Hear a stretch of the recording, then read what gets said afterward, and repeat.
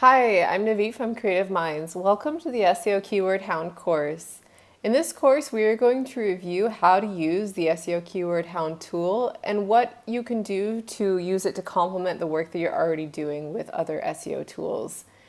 In the first part, we will be going over how to locate keywords and competitors and add and manage them using the SEO Keyword Hound. And in part 2, we are going to conduct a keyword analysis on one of our own pages, optimize the page content, go over title conversion optimization, and review how to track pages over time and to see how they're performing using the SEO Hound dashboard. The SEO Keyword Hound was designed specifically to help you focus on SEO keyword management and to give you a different tool so you can quickly and easily compare your keyword use with your competitors. The Hound works great on its own, but it's also very complementary to other SEO tools like Yoast or SEO Quake. But it's important to understand that the SEO Hound does not address other aspects of SEO such as offsite or technical SEO. It's really specific to your on-site keyword use and to competitor analysis. To address some of these other important aspects of SEO work on your site or page, you can take a look at our resources list for additional SEO tools. And we will cover a couple of these other tools briefly in today's video course as tools that you can use to locate keywords. But we will not be going into how to actually use any of these tools, as they all have their own documentation and videos to help you do so. So just to get started, let's go over one of the pages that we used the Keyword Hound on over the past few months, just to give us an idea of what this tool can do once it's put to use. So this is our Map Routes Manager plugin product page, and we started using the SEO Keyword Hound on this page about 45 months ago, back in October. Once we installed the tool and we started building up our keyword list, after a couple of months of work, we were able to end up with a list of about 90 keywords. We had 23 primary keywords and about 72 alternate keywords, and a list of 37 competitors using about 4 to 5 different search queries in Google. So over these months, we were able to compare what keywords were being used in different locations on our competitors' pages and to find opportunities through that analysis and implement them on our own page. And after doing so, gradually we started to see major improvements on our page metrics. So here is the current list of all of our keywords on the page.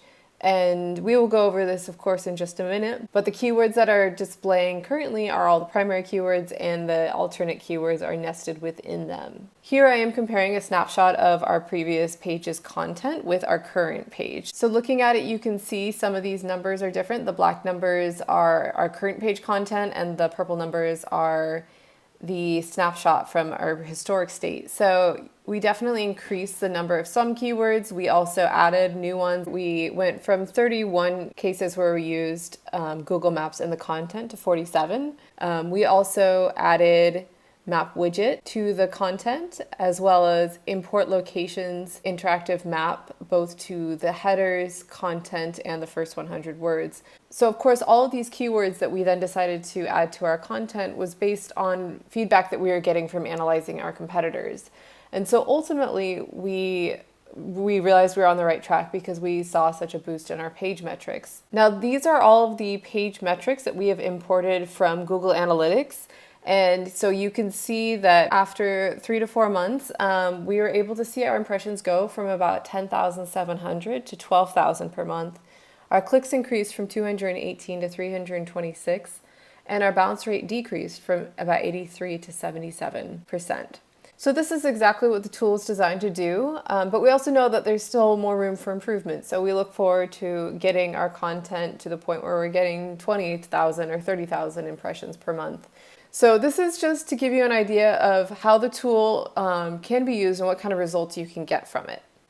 So now let's head into looking at the actual tool itself and some of its functionalities. The meta boxes that allow you to use the plugin are located down at the very bottom of the page. And of course you can rearrange these. You can drag these further up if you like, but I actually ended up finding them to be kind of handy, just placed down at the bottom. The plugin is made up of 3 meta boxes. Each one has kind of a dedicated functionality. The first one is the keyword meta box, and this is where you will have your list of keywords and alternate keywords and be able to see all of the statistics associated with each one. The second one is the competitor's meta box, and the competitor's meta box, well, it does exactly what you think. It lists all of our competitors that we find and the statistics associated with each one of those and allows you to manage them. The third one is your page metrics meta box. This meta box lets you display your page metrics from Google Analytics alongside major content optimization events such as title changes or snapshots that you take after a wave of edits. These metrics include impressions, clicks, click-through rate, bounce rate, and average position, and can help you track the performance of your page and your page edits over time. Now, this is just a brief glimpse into what the SEO Keyword Hound can do for you. If you would like to get access to this plugin and the rest of our 1-hour video course, visit us at cminds.com.